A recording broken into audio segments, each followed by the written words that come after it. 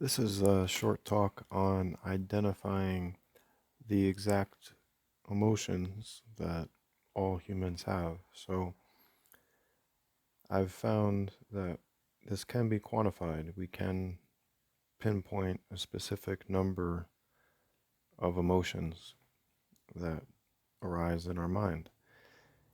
And each of these emotions has a polar opposite.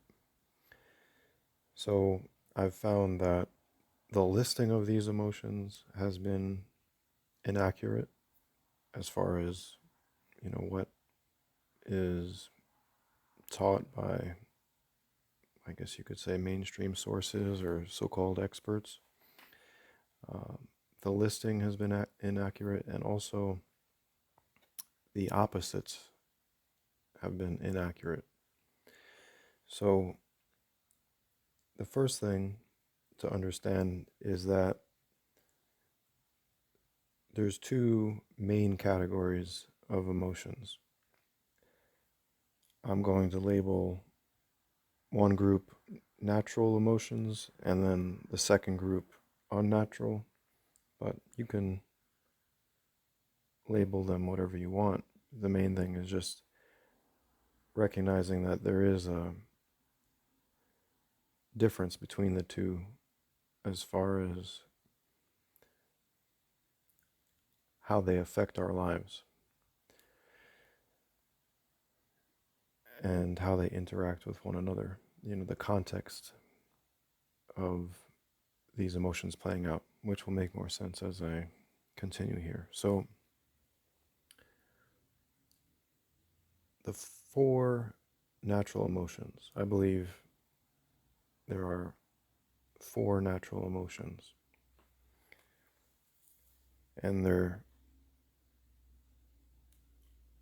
two pairs. So we have the first pair. These are in no particular order, as far as the pairings go. First pair would be love and disgust. And then the second pair would be happiness and sadness. So the reason I use the word natural is because there's nothing wrong with these emotions. Like, there's nothing that should be considered one better than the other. If you feel sad, there's nothing wrong with that. If you feel happy, there's nothing wrong with that. If you feel love, nothing wrong with that. If you feel disgust, there's nothing wrong with that. These are natural. So, on the pairing of love and disgust, there's been confusion concerning this, and I was confused as to the exact labeling concerning whether we're talking about the noun love or what is actually the transitive verb of the word love, right? So if you look in the dictionary and look up the word love, you'll find one version of love is the noun, as in the feeling. It's referring to the feeling, love. And then you have the transitive verb, which is referring to an extreme like, to like something very much, is how one of my dictionary puts it. So there's been confusion as far as, right, when someone says the word love, they could be either talking about the noun, i.e., the feeling, or they could be talking about the transitive verb, which is to like something very much. So the noun love is an actual feeling. You can actually feel it in your mind, in your heart, so to speak, right? But the transitive verb isn't an emotion that you feel internally. It's more, you could say, an opinion, or it's your taste, right? It's whether you like something or not. So, for example, with different kinds of food, right? You could say, oh, I love this food, but I hate that food, right? And please bear with me if this seems like really unimportant.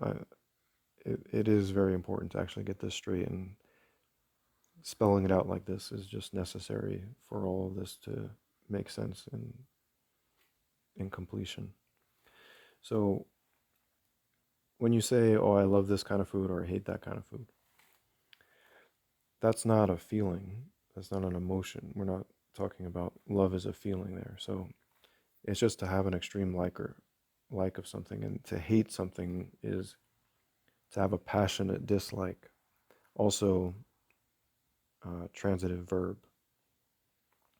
So this is important, like on a deep level, as far as like religion, spirituality, like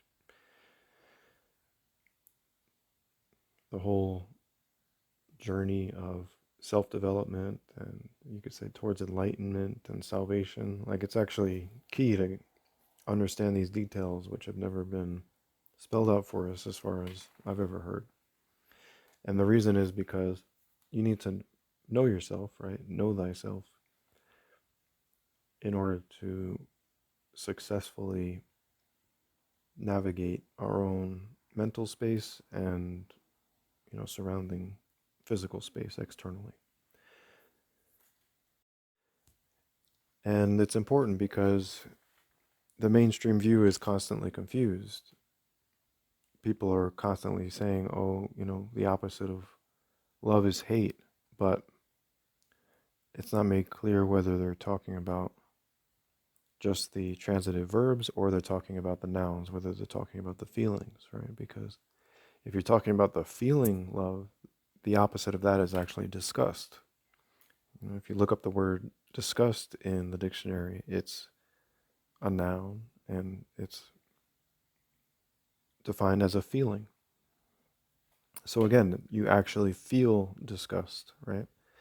If you pay attention to your inner world, you can recognize these distinct feelings, right? Love has a particular feeling, particular good feeling.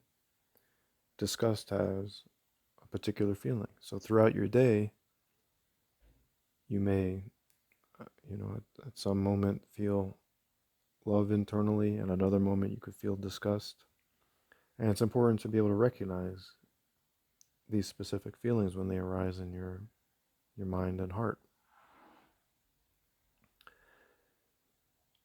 And to distinguish it from just liking something very much or disliking something very much, right?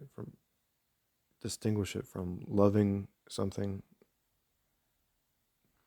in a non-feeling way, just in the transitive verb sense, and hating something or passionately disliking something, right? Again, we have the love and disgust as the feelings, and we have love and hate as the transitive verbs, which are not an actual internal feeling.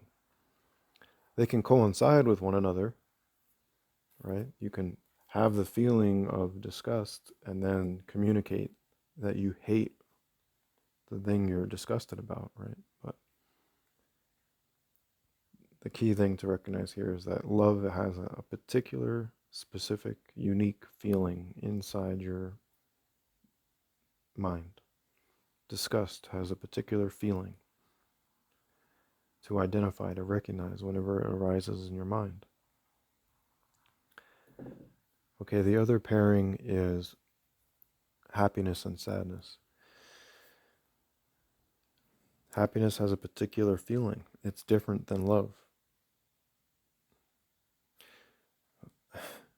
For me, and I imagine this is the case for many people, being the world is as it is.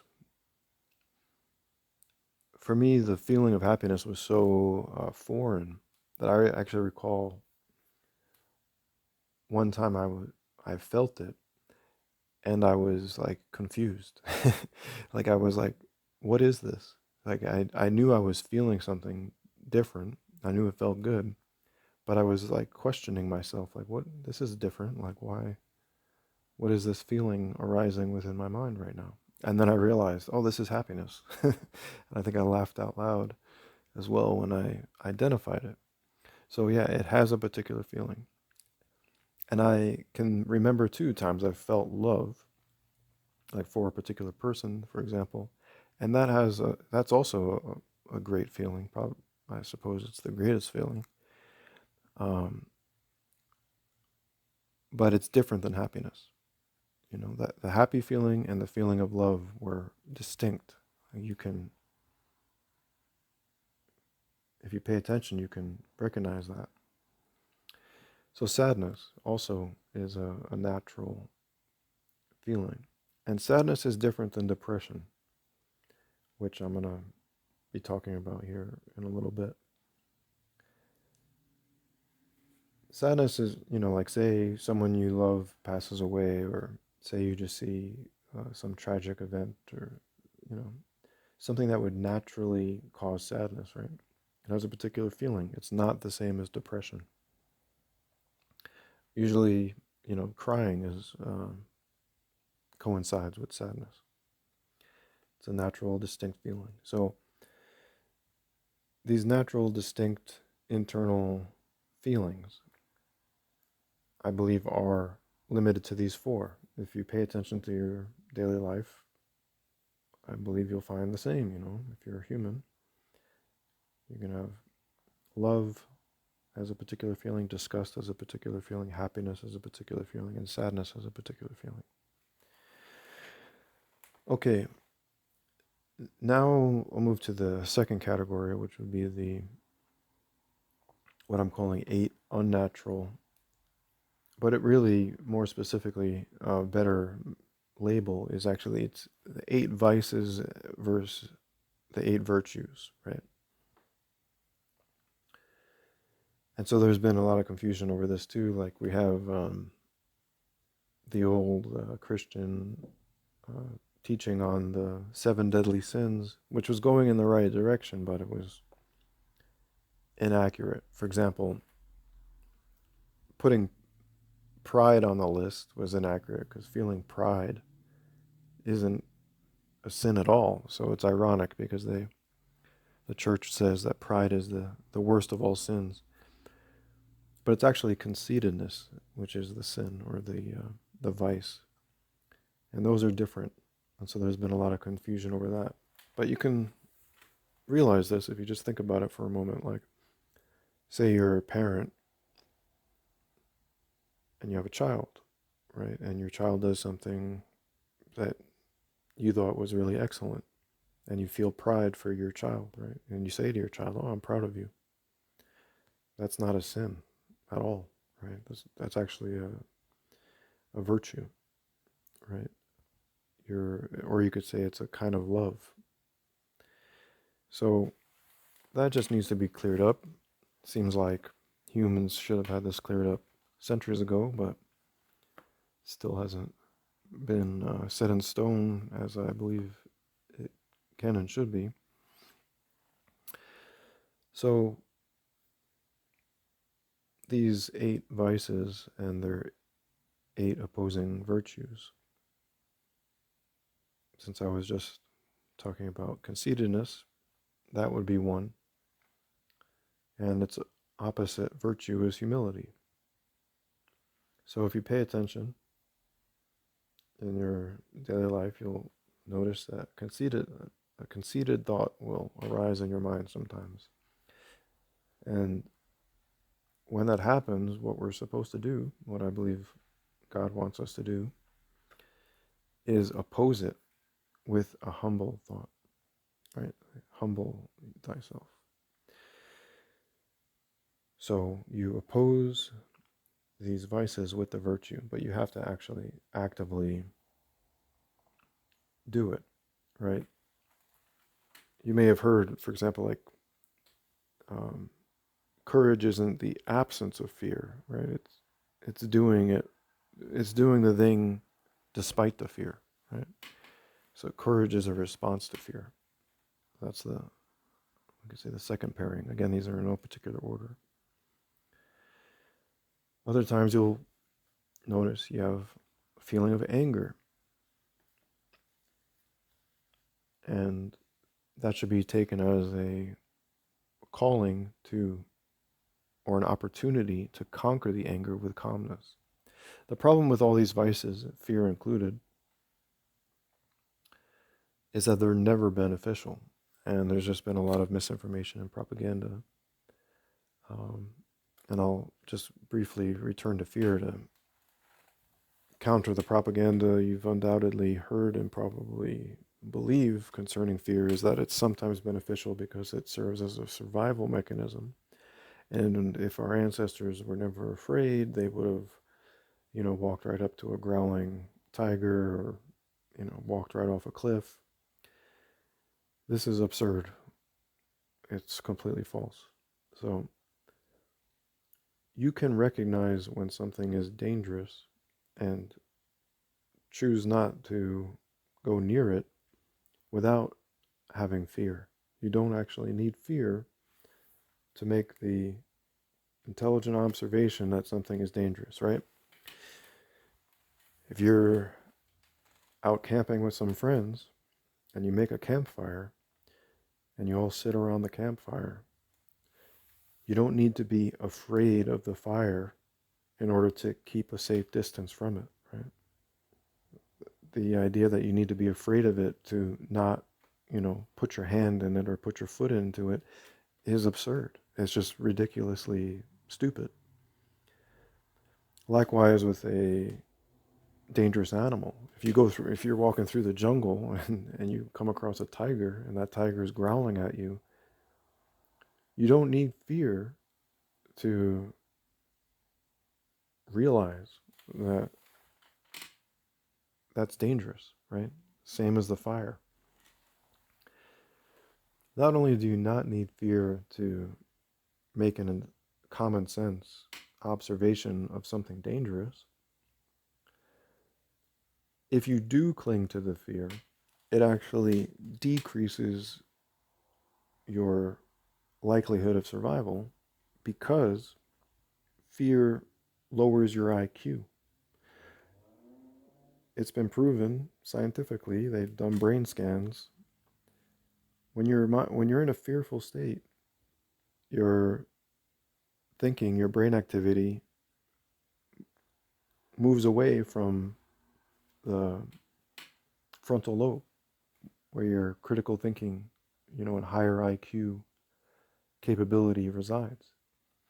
So just think logically. If you're in a dangerous situation, wouldn't having your full intelligence on board, full intelligence in operation be advantageous? Of course it would be, right? Whatever the scenario is, a dangerous animal or any kind of natural disaster or any kind of real danger you might encounter, being able to think well and intelligently, think critically, is going to increase your level, increase the likelihood of your survival, right? You might think of something smart to do that saves your life or saves the lives of other people. This is 100% straightforward, just straight facts and logic that has been never communicated to humanity, I think, because, the mainstream institutions are basically all run by the devil at the top, and he's interested in undermining our lives, disempowering us, sabotaging our lives. So this basic common sense, or basic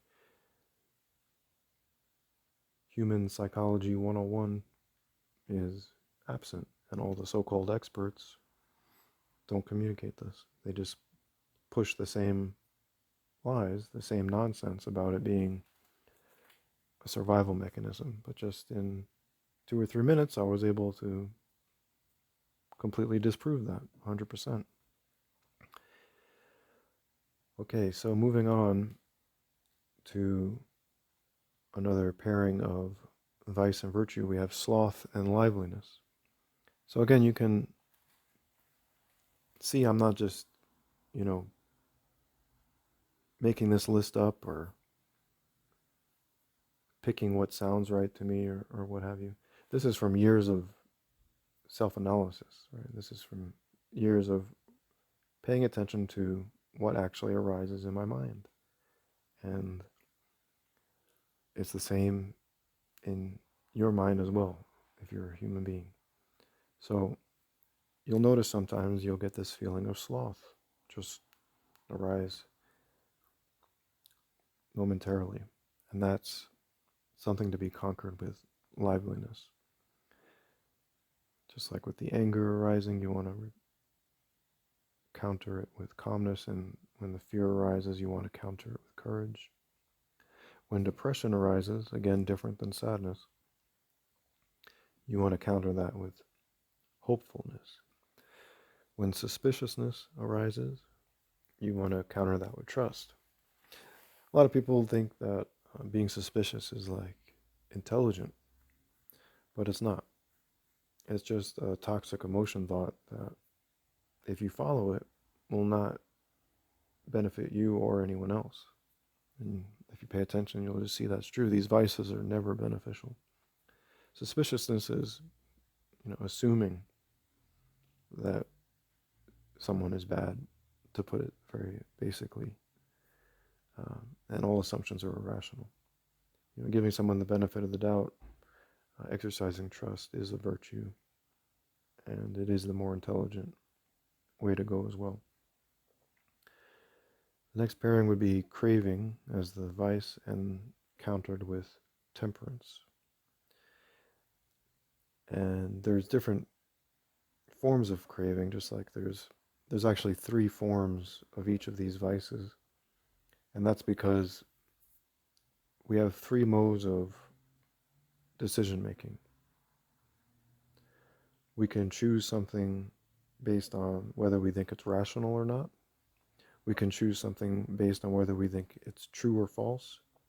Or we can make a decision on something based on whether we think it's good or bad. Right? So the good or bad is our conscience. Right? The rational or irrational is our logic. And the fact or fiction is our belief in what we believe is true or false. This is how we make decisions. And so that's why there's 3 forms of each of these vices, because there'll be 1 form for each mode of decision making. The toxic emotion can travel, you could say, one of those 3 ways in our mind. And so there's 3 different versions. But I'm not going to get into those specific 3 different versions in this talk for the sake of brevity and as an introduction here. I'll just give you the main vice and not tell you the 3 forms of each vice. But as an example, fear, we have fear of injury being a distinct type,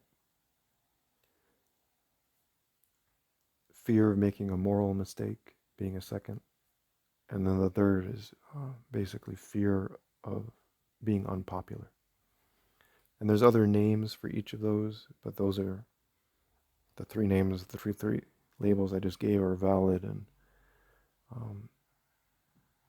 you may be thinking, oh, what about this? What about fear of the unknown and fear of this? But all real fears can be put under those 3 categories. All right, continuing on, we have mischievousness as a vice, and then righteousness is the virtue that counters it.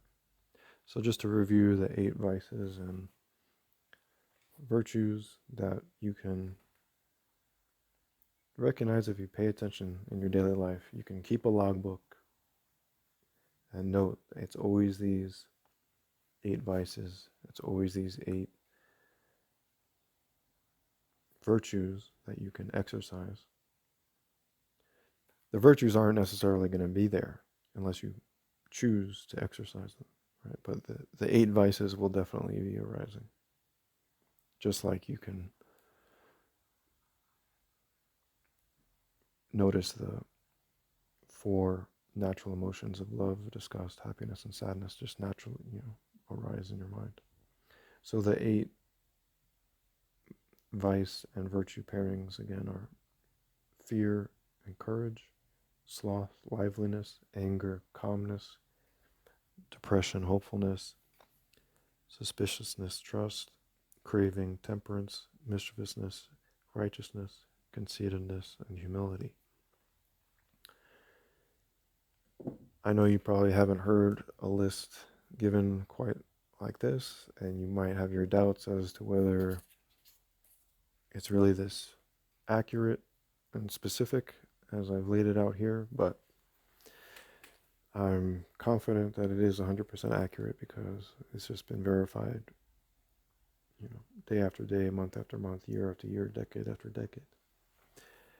So I believe you can verify this for yourself, and I think it would be empowering to do so as a foundation on emotional intelligence. All right, I hope you found this valuable. Thanks for listening.